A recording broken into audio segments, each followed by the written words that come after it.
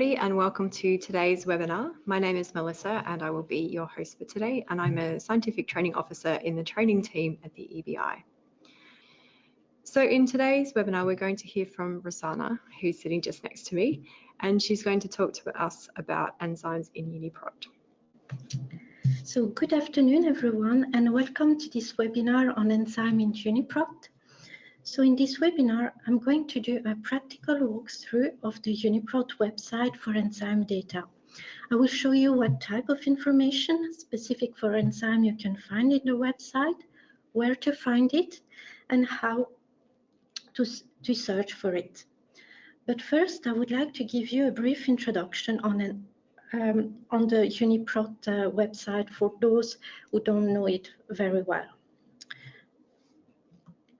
So UniProt is the universal protein resource, which contains protein sequences for more than 800,000 species, together with functional annotation data. Among the various resources provided by UniProt, the UniProt knowledge base, highlighted in red here, is the central hub where the protein sequences and functional information is collected. It is composed of two datasets. The first dataset contains reviewed protein entries, which are also known as Swiss prot entries. These entries have been curated by expert curators with information extracted from the scientific literature. We also annotate sequence features, and all the isoforms are collated in one single entry. The second dataset contains most of the protein entries. As you can see here, in the March release, there were more than 100 million entries.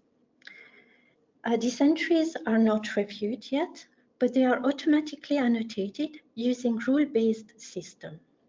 In this section, all the isoforms known for a gene are kept in separate entries. So this is how a typical protein entry page looks like. At the top, you have the stable and unique accession identifier that we provide for each protein entry. This allows you, for example, to find your protein again every time you come to visit the website. The page is divided into various sections which cover different aspects of protein biology. For instance, you can find information about the protein function, where it localizes, which other proteins it interacts with, or if the protein is associated with a disease.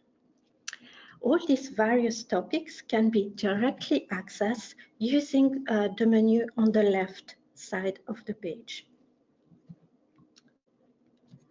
The function menu is where you can find most of the enzyme-related information. There you can find the information about the catalytic activity, where we describe the reaction, if the enzyme requires cofactor. We also give a mechanism involved in the regulation of the activity of the enzyme. We provide kinetic parameters. We also indicate in which pathway the enzyme is involved. We provide the position of the active site as well as the binding site for cofactor and substrate.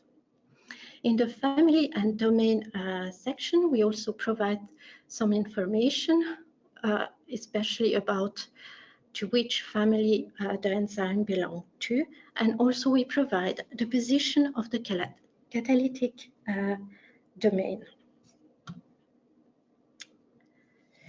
In the catalytic activity section, you will find a description of the reactions that are catalyzed by an enzyme.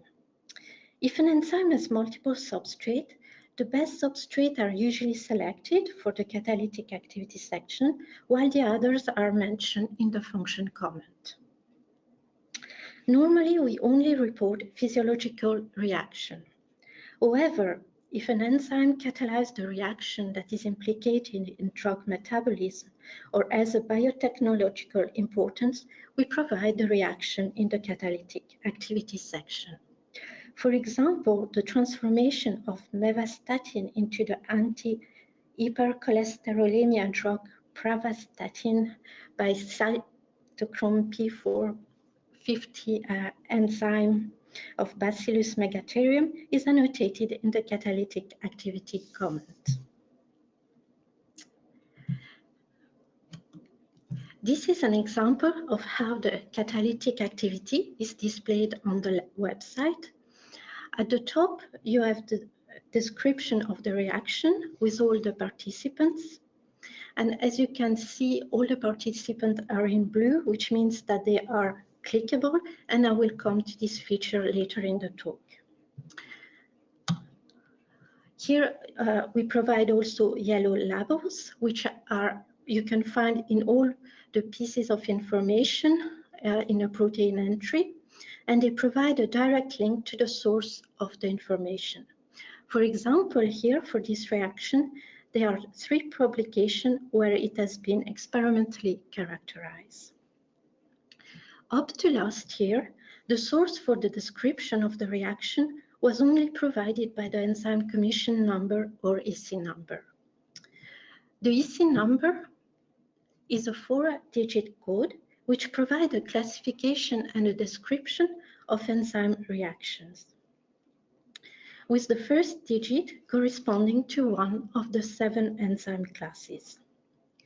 While this hierarchical enzyme classification is widely used, it has some limitation. For example, not all the reactions catalyzed by an enzyme have a complete EC number, and this results in the database. Sorry, we cannot provide any reaction for this enzyme in the database, and we all provide a partial EC number. And this is essentially due to the time that the commission take to assign a complete EC. Also, the description usually doesn't have any information on the directionality of the reaction. Oops, sorry. To circumvent this limitation, UniProt has started using Rhea since December 2018 as a source to annotate and represent enzyme-catalyzed reaction. So for those who don't know Rhea, Rhea is a comprehensive expert-curated knowledge base of biochemical reaction that uses the ontology of the small molecule database ChEBI to describe reaction participants, their chemical structure, and their transformation.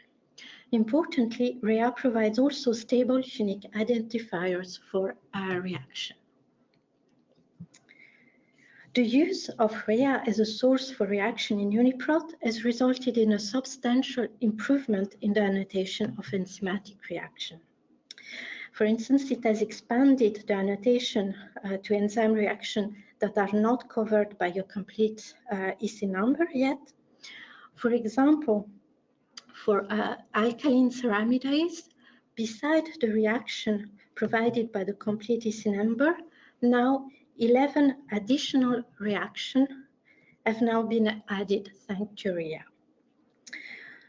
Using Rhea allows us to provide a graphical view of the reaction, and we can now use standardized name based on ChEBI ontology to describe reaction participants.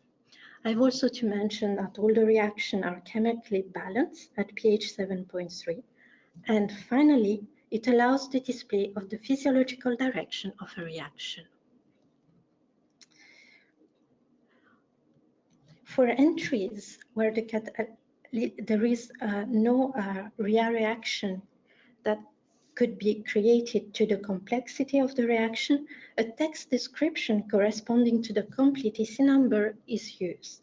This is the case, for example, for proteases, which cleaves protein at various sites, or DNA topoisomerases. We also provide information about cofactors. So cofactors are non-protein substances required by an enzyme to be catalytically active. They can be inorganic, such as metal atoms, or organic, such as vitamins. They are all mapped to ChEBI identifiers. We also provide amino acid residues that are important for the enzyme catalytic function. They are described in a table in the function section. We include the position of the catalytic site, and if the function of the site is known, we also provide this information. For instance, here, the cysteine residue at position 191 of the isocitrate lyase act as a proton acceptor.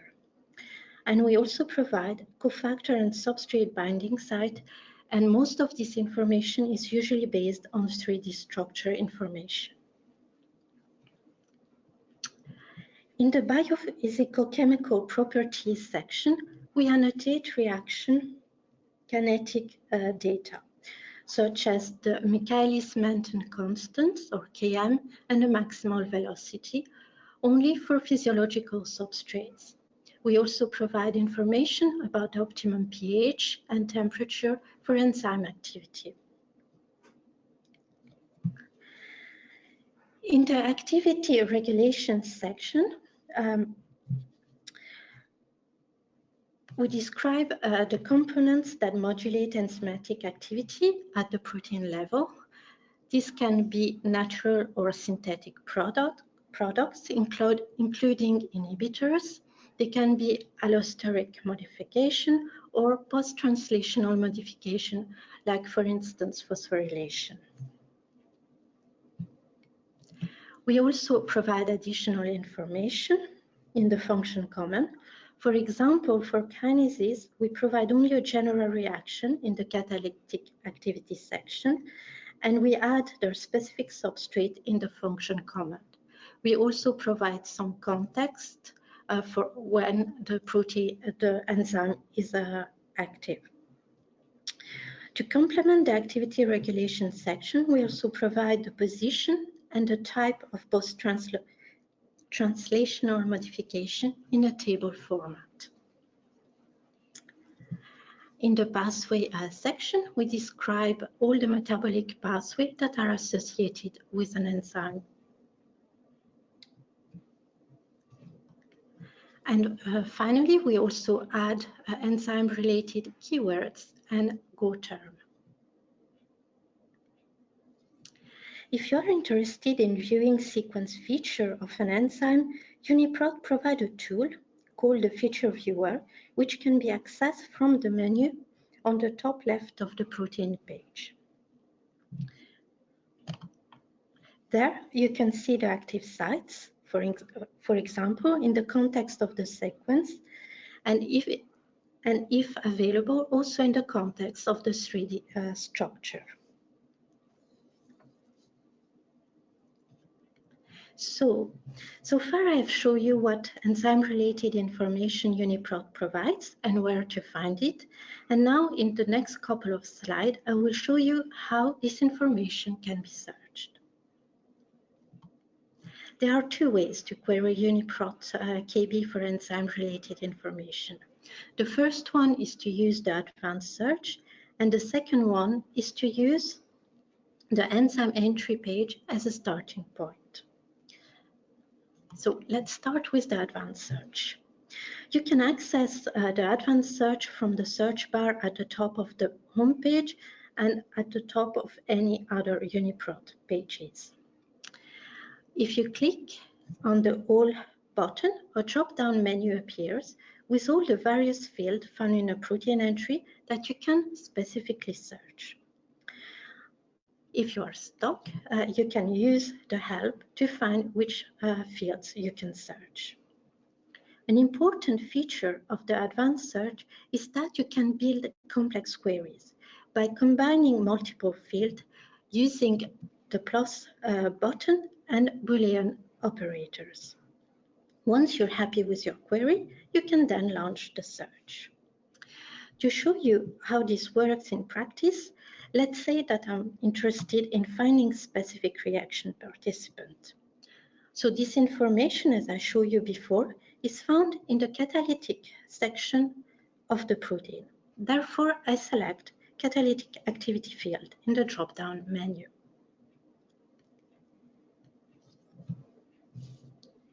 So you have three main ways to search for reaction participant. You can use either the compound name, its ChEBI or Rhea identifier, or the inch key. For those who are not familiar with inch key stands for UPAC International Chemical Identifier, and it is a character string generated by a computer algorithm which provide a unique and compact description of the chemical structure of a molecule. So let's try it. So for instance, I would like to find all the enzymes that catalyze reaction involving succinate. As I start typing succinate, an autocomplete menu appears, which provides me with suggestions matching my query. I select succinate, which is here, and then launch the search. This returns a table that contains all the proteins that matches my query. In this case, there are almost 2,000 enzymes where succinate is part of the reaction they catalyzed and which have been reviewed. Using the filters on the left, you can restrict the search to a specific organism, or you can come back to the advanced search to add more criteria. So let's just say that I'm interested in finding enzyme in human which catalyze reaction in the 3-carboxylate acid cycle involving succinate. To do this, I use the catalytic field to find succinate, then the pathway field to search for 3-carboxylic acid cycle, and then the organism field to restrict the search to human entries.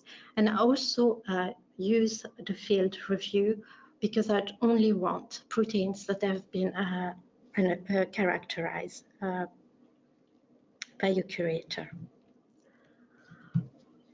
So this query returns 5 enzymes, which meets all these criteria. At the top of the result page, you have various tools, which, for example, will allow you to download the results in various formats. You can also customize the data that is displayed in the table using the column button. By default, UniProt table shows gene name, organism, the length of the protein, etc. But you can also display other fields, like, for example, the catalytic activity or the disease section, like you can see here.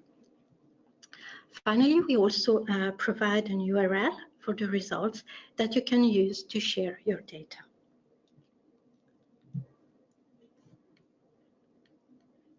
The second way to search for enzyme-related information is to use the entry page as a starting point. So for instance, here I have the isocitrate lyase protein page. And if you focus on the catalytic activity section, you can see, as I mentioned earlier, that all the components are in blue and are clickable. So if you click on one of them, there is a black box that appears that contains various options to search the database. You can access also this box by clicking to the graphical view of the molecules. So for instance, you can search proteins that are in UniProt and have this molecule in the reaction. And you ended up, like I showed you before, with a table. Or you can directly search the chemical reaction in Rhea that include this molecule. Or you can look at the chemical properties of this molecule in ChEBI. You can also use the entry page to search for a reaction. Here, for instance, I would like to find enzyme that catalyze a similar reaction as this one. To do this, you can either click on the EC number, which will allow you to search for the proteins in UniProt that have this EC number, or to see the description of the reaction in the enzyme website. You can also do that by clicking on the Rhea, and this again allows you to find the reaction in the enzyme that have the same reaction in UniProt, or to see the description of the reaction in Rhea. So besides the advanced search and the search from the protein entry page, there is a third way to search the database, and via programmatic access using the REST API. I'm not going to cover this today, but here you have the link if you want to know more about it. To finish, I would like to mention that UniProt provides also external links to more specialized enzyme database. This can be found in the cross-reference section on each protein entry page. These cross-reference include various databases. For instance, there are linked to the enzyme database Brenda, which is specific, which provide much more data about enzyme. You can also access enzyme-specific family like MEROPS, which specialize in proteases. If you are interested, the EBI has also another resource for enzyme called the Enzyme Portal. This portal brings together lots of diverse information about enzyme that have been extracted from various resources, including UniProt. And if you would like to know more about it, there is a webinar on the 29th of May.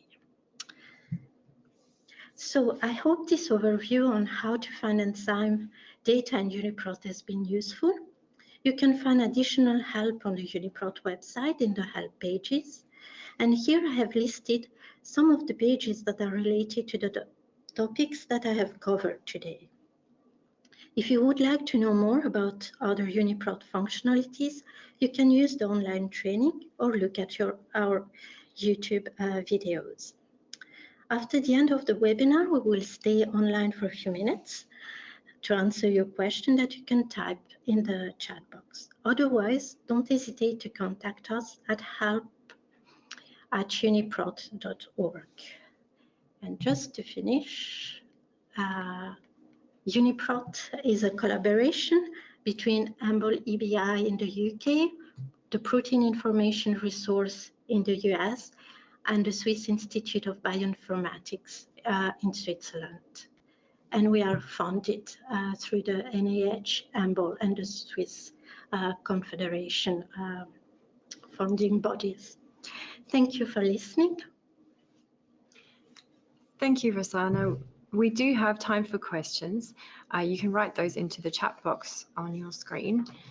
While you do that, just to tell you that this webinar is part of our regular Wednesday webinar series, and you can find out more about upcoming webinars, including that one on the Enzyme portal on our website. So if you go to ebi.ac.uk,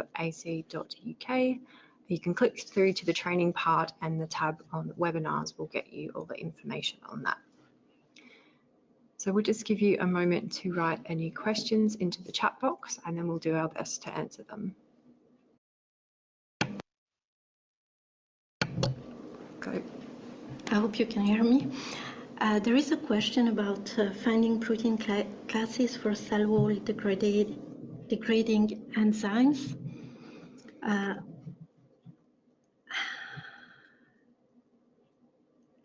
Normally, if I understand your question correctly, Rhea and UniProt are in sync, so they should provide the same file about the reaction.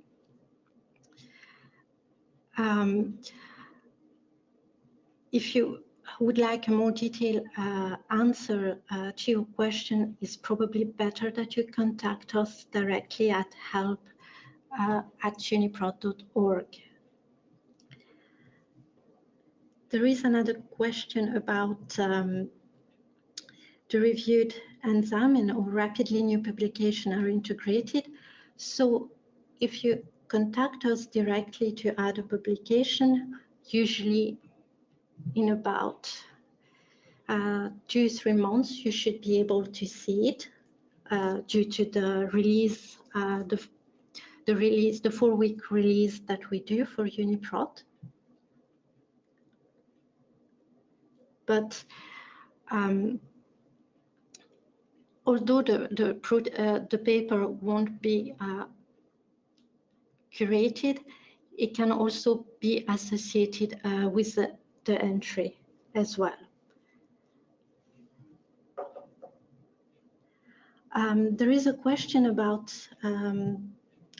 the monomeric or oligomeric structure of enzyme in UniProt. So this information is found in the interaction section, and there we provide information about the monomeric, oligomeric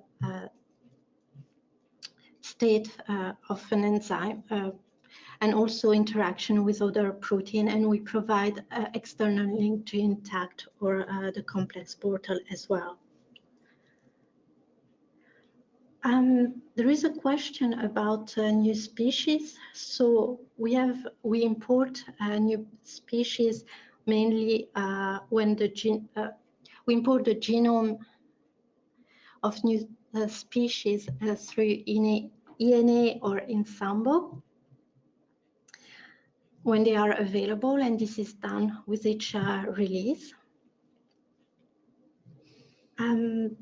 There is a question about entries if experimentally validate research output. So for each entries, when we curate, we provide a statement. We provide also the information, and usually it comes from papers, so experimental evidence, and they are peer review journals that we use.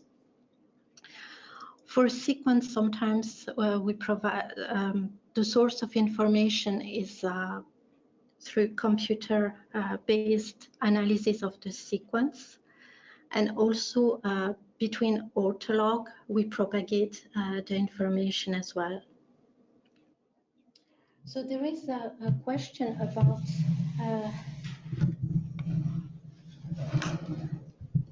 viral protein. So there is a team that is specialized in the annotation of viral protein, and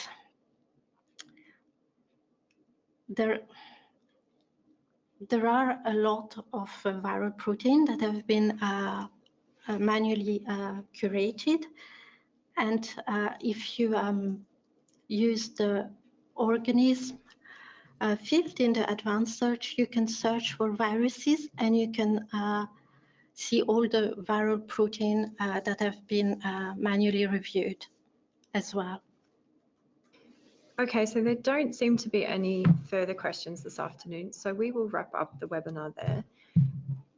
Thank you again to Rosanna for presenting the webinar. And just a reminder that if you do have any additional questions or you want to know more about enzymes in UniProt, you can contact the UniProt help desk using their email address, which is help@uniprot.org. So thank you for joining us this afternoon, and hope to see you again in another webinar.